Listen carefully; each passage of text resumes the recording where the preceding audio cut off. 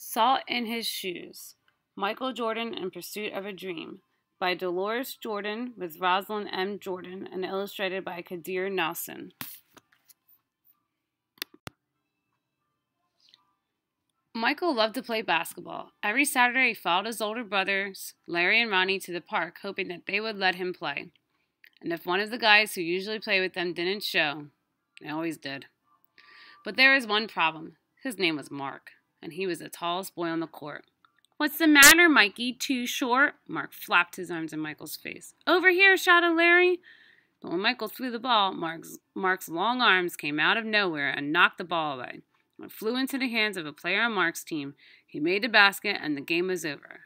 Just like that. When they got home, Michael went into the kitchen where Mama was cooking dinner. He was still disappointed, and she could tell. "You guys lost again today, huh?" Michael nodded. He sat quietly for a minute, then said, "Mama, how can I grow taller?" Now, Mama knew the answer to a lot of questions, but this was a tough one. She thought for a moment as she sprinkled salt and pepper on the chicken she was making for dinner. Then she smiled, looked at Michael, and said, "Salt." "Salt?" Michael looked at his mama. "Salt in your shoes. We'll put salt in your shoes and say a prayer every night. Before you know it, you'll be taller," she replied. "Salt in my shoes," Michael said quietly to himself. Surely Mama was teasing. He sat staring out the window, trying to figure out how salt was going to help him grow. He noticed the rose bushes outside of Mama's garden. They had grown high along the fence, and roses of all colors were blooming on the vines. He thought to himself, "I remember when Mama first planted those bushes." Michael's face lit up. If Mama knows how to make those rose bushes grow taller, then maybe she's right. Maybe salt in my shoes really will help me grow.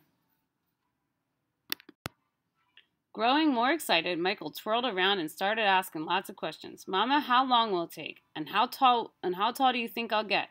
Smiling, Mama sat down next to him and explained, "In order for this to work, the most important things you have to do are be patient and listen to what I tell you and say your prayers every night." Listening carefully, Michael shook his head. "Okay, Mama, I'll be patient. But what does saying my prayers have to do with it?" "Everything," Mama replied, and she hugged him. "Now go wash up and tell your brothers and sisters to get ready for dinner."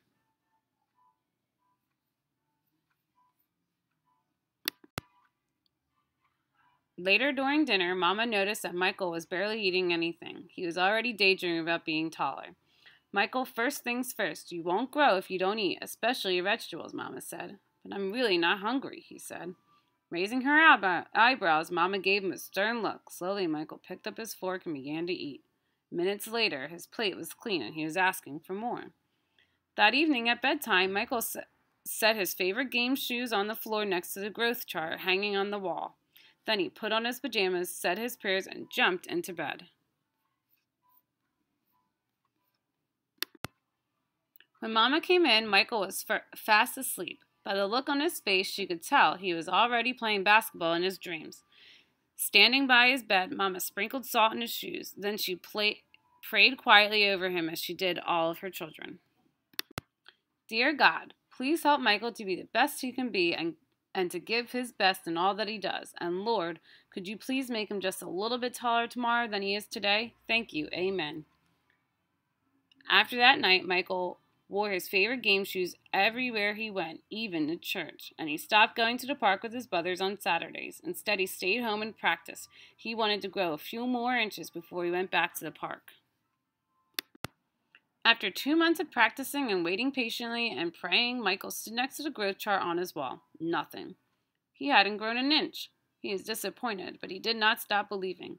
"I've just got to give it time, like Mama said," Michael thought to himself, and that's what he did. 2 more months of practicing went by, and still nothing. Now Michael was becoming a little sad. Not only had he not grown 1 inch, but he also missed playing basketball with Larry and Ronnie. About the only thing he didn't miss was being picked on by Mark. When the next Saturday came, his brothers tried to get Michael to go with them to the park, but he wouldn't budge. Mama had begun to worry. When she saw Michael sitting alone on the steps, she said to Daddy, "Maybe you should go out and talk to him." So Daddy went out and sat with Michael. "What's wrong, son? You haven't gone to the park with your brothers for a while now. Are you okay?" Michael didn't say anything at first. Then he looked at Daddy and said, I thought I would at least be a few inches taller by now. I did everything Mama told me to do, but nothing's happened. Michael, why do you want to be taller? Daddy asked. If I were taller, I'd be a great player and I could help our team win, Michael answered. But you are a great player, son, and you already have everything it takes to be a winner right in here, Daddy tapped Michael on his chest. Being taller may help you play a little better, but not as much as practice, determination, and giving your best, Will. Those are the things that make you a real player. Michael thought about what Daddy said for a minute, then suddenly jumped up and took off. Where are you going? Daddy yelled after him. I've got a game today, and I'm late, Michael yelled back. When Michael reached the park, the game had started. He sat on the bench hoping he would get a chance to play, and he did. The game was almost over and the score was tied when John, one of the guys on Michael's team, fell and hurt himself. Here was Michael's chance. Michael joined his team in the huddle as they gathered on the sideline for a timeout. Okay, the game is tied. All we need is 1 point. Who wants to take the shot? Ronnie asked. He looked in Michael's direction, feeling more confident than ever. Michael said, I'll do it. When the whistle blew and the game began again, Mark began to pick on Michael as usual. Still trying to play with the big boys, huh? Mark taunted. But Michael paid him no attention. Taller or not, he had been practicing, and today he was determined to win. Larry threw the ball inbounds to Michael. Michael caught it, bounced it for a moment, and then took off running. As he approached, Michael shifted to his right. Mark fouled, but while he was still shifting, Michael spun to his left. He stepped behind Mark and shot. The ball arced far above his opponent's hands and fell silently through the hoop. 2 points. The game was over. Michael's team had won. It was just as Michael had dreamed. When he realized what he had done, Michael took off running and didn't stop until he reached home. Bursting through the door, he shouted, I did it! Daddy, I did it! I shot right over the tall guys' heads and we won the game!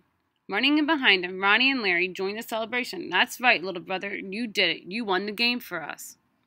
Michael remembered the look that Ronnie gave him during the last time out of the game and said, No, we won the game, but I was the star. They all laughed. After that day, Mama stopped putting salt in Michael's shoes, but Michael did not stop being patient and working hard and praying. So that must be what made Michael grow into be a 6'6" tall basketball superstar.